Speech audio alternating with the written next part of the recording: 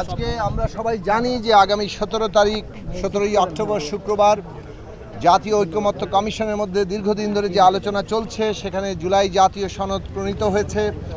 সেই জুলাই জাতীয় সনদ স্বাক্ষরের দিন, সেই স্বাক্ষরের পূর্বক্ষণে আজকে একটু বলা চলে যে অল্প সময়ের নোটিসেই মাননীয় প্রধান উপদেষ্টা, যিনি ঐকমত্য কমিশনের সভাপতি, তিনি একটা সভা আহ্বান করেছেন রাজনৈতিক দলগুলো যারা এই আলোচনায় অংশ নিয়েছে। আমরা সেখানে এই বৈঠকে অংশ নিয়েছি। আমরা কয়েকটি বিষয়ে ইতিমধ্যে কথা বলেছি। এক হচ্ছে জুলাই জাতীয় সনদ, সেখানে অনেকগুলো প্রশ্নে আমাদের পূর্ণ ঐকমত্য আছে, অর্থাৎ রাজনৈতিক দলগুলো সর্বসম্মত ঐকমত্য পোষণ করেছে, এরকম অসংখ্য পয়েন্ট আছে। আর বেশ কয়েকটি পয়েন্ট আছে যেখানে বিভিন্ন রাজনৈতিক দল তাদের বিভিন্ন অবস্থানের কারণে তারা নোট অফ ডিসেন্ট দিয়েছেন। এই যে নোট অফ ডিসেন্টগুলো, এইটা এবং যে ঐকমত্য অংশ, সবটা মিলেই কিন্তু জুলাই জাতীয় সনদ। যেখানে নোট অফ ডিসেন্ট আছে সেখানে কিন্তু প্রত্যেকটা নোট মানে বিষয়ের নিচেই লেখা আছে কেন, কারা কারা এই নোট অফ ডিসেন্ট দিয়েছেন এবং নোট অফ ডিসেন্ট কিভাবে বাস্তবায়িত হবে। আমরা সবসময় বলেছি যে এইটা একটা সম্মিলিত অভ্যুত্থান এবং জনগণের এই সম্মিলিত অভ্যুত্থানে বিভিন্ন শ্রেণী পেশা, রাজনৈতিক দল, বিভিন্ন সংগঠন তাদের ভূমিকা আছে। কাজেই আমাদেরকে অগ্রসর হওয়ার পদ্ধতি হিসাবে গ্রহণ করতে হবে ঐকমত্য। কাজে ঐকমত্যের বাইরে গিয়ে কোনো কিছু চাপিয়ে দেওয়া যাবে না।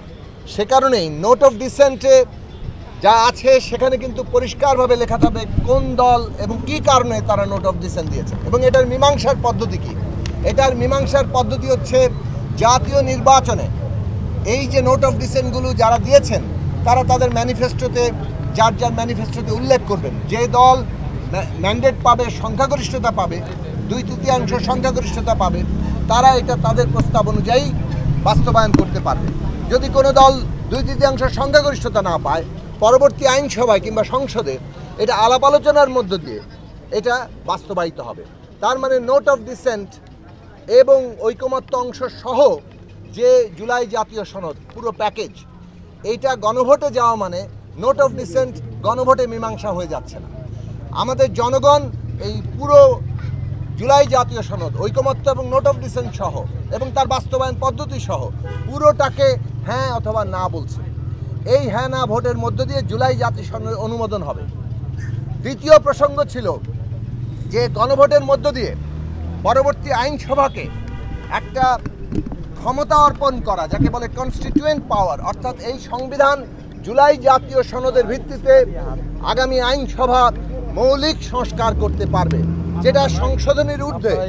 সংশোধনী যেমন থাকে, সংশোধনী হলে আদালত সেই সংশোধনীকে চ্যালেঞ্জ মানে আদালতে গিয়ে কেউ চ্যালেঞ্জ করতে পারে, আদালত সে বিষয়ে সংবিধানের ধারাবাহিকতা রক্ষিত হলো কিনা সেটা তাদের রায় দিতে পারে। কিন্তু এক্ষেত্রে যেটা হচ্ছে, জনগণ গণভোটের মধ্য দিয়ে আগামী আইনসভাকে একটা কনস্টিটিউয়েন্ট পাওয়ার দিচ্ছেন, যেটা আমরা বলেছি। সে কারণে আগামী সংসদটা হবে সংবিধান সংস্কার পরিষদের সংসদ, অর্থাৎ সংবিধান সংস্কার পরিষদ ও জাতীয় সংসদ, এই হিসাবে আগামী সংসদটাকে অভিহিত করা হবে। এর মধ্যে এই যে ক্ষমতাটা গণভোটের মধ্য দিয়ে জনগণ দিল, জুলাই জাতীয় সনদের ভিত্তিতে তারা মৌলিক সংস্কার করতে পারবে। ফলে সংসদেই কিন্তু একদিকে ঐকমত্য অংশ গৃহীত হবে, অন্যদিকে নোট অফ ডিসেন্টের মীমাংসা হবে। অনেকে মনে করছেন গণভোটের মধ্য দিয়ে নোট অফ ডিসেন্টের মীমাংসা হয়ে যাচ্ছে, এরকম কোনো মতামত আমরা দেইনি।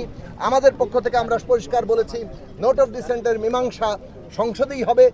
জুলাই জাতীয় সনদ ওভারঅল ঐকমত্য এবং নোট অফ ডিসেন্ট সহ তার বাস্তবায়নের পদ্ধতি সহ একটা হ্যাঁ না ভোটের মধ্যে দিয়ে যাবে। তাহলে এই দুটো বিষয়ে গণভোটে রায় হবে। একটা হচ্ছে জুলাই জাতীয় সনদের অনুমোদন, আর একটা হচ্ছে আগামী আইনসভাকে এই ক্ষমতা দেওয়া, যেখানে তারা কনস্টিটিউয়েন্ট পাওয়ার ব্যবহার করে এই জুলাই জাতীয় সনদের ভিত্তিতে সংবিধানের মৌলিক সংস্কার করতে পারবে। তৃতীয় বিষয় হচ্ছে গণভোট কবে হবে। আমরা পরিষ্কারভাবে বলেছি যে গণভোট এবং জাতীয় সংসদ নির্বাচন একই দিনে অনুষ্ঠান হওয়াটাই ভালো, শ্রেয়তর। কেননা গণভোট আগে হলে অথবা একই দিনে হলে এই দুয়ের মধ্যে মৌলিক কোনো রাজনৈতিক তাৎপর্যগত পার্থক্য হচ্ছে না। যে ক্ষমতা আগে হলেও গণভোটের মধ্য দিয়ে জনগণ সংসদকে দিচ্ছে অথবা যে অনুমোদন পাচ্ছে সেটা ওই একই দিনে হলেও সে একই অনুমোদনই পাচ্ছে। ফলে আলাদা নির্বাচন করতে গিয়ে এই স্বল্প সময়ের মধ্যে পুরো জুলাই সনদ জনগণের কাছে পৌঁছানো, জনগণের নির্বাচনে অংশগ্রহণ করার মধ্যে একটা বাস্তবতা এবং সামগ্রিকভাবে এই যে নির্বাচন নিয়ে মানে এখন যেভাবে জাতীয় নির্বাচন নিয়ে একটা প্রস্তুতিগত জায়গা চলছে, এই সব কিছুই একটা সংকটের মধ্যে পড়তে পারে এবং এই সব সংকট দূর করতে গেলে আমাদের একই দিনে নির্বাচনটাই শ্রেয়তর, যেহেতু কোনো রাজনৈতিক তাৎপর্যপূর্ণ পার্থক্য নেই আগে হলেও। সেই কারণে এই তিনটি জিনিস আমরা পরিষ্কারভাবে বলেছি। সংসদ নির্বাচন ওই ক্ষমতা পেলে আমরা বাংলাদেশের জুলাই জাতীয় সনদ বাস্তবায়ন করতে পারবো এবং আমাদের শত শহীদের রক্তে, শত শহীদের হাজারো শহীদের রক্ত স্নাত হাজারো হাজারো তরুণ অভ্যুত্থানকারী বিপ্লবীদের তাদের যে পঙ্গুত্ব, সমস্ত আত্মত্যাগের বিনিময়ে, লাখো কোটি মানুষের সংগ্রামের বিনিময়ে আমাদের যে অর্জন, সেই অর্জনকে অর্থাৎ একটা বৈপ্লবিক আকাঙ্ক্ষা তৈরি হয়েছে। কিন্তু আমরা এই সরকার যেহেতু একটা সাংবিধানিক পদ্ধতির মধ্য দিয়ে আবার গঠিত হয়েছে, যদিও এটা একটা একদিকে যেমন এটা একটা বিশেষ সরকার, বিশেষ পরিস্থিতিতে নিয়ে আবার সংবিধানও কিন্তু এর মধ্যে আছে। ফলে এই বাস্তবতার মধ্য দিয়ে জনগণের বৈপ্লবিক আকাঙ্ক্ষা সবচেয়ে বেশি কীভাবে আমরা অর্জন করতে পারি তার দিকে আমরা লক্ষ্য রেখেছি এবং জাতীয় ঐক্যমত্য প্রতিষ্ঠা করার চেষ্টা করেছি।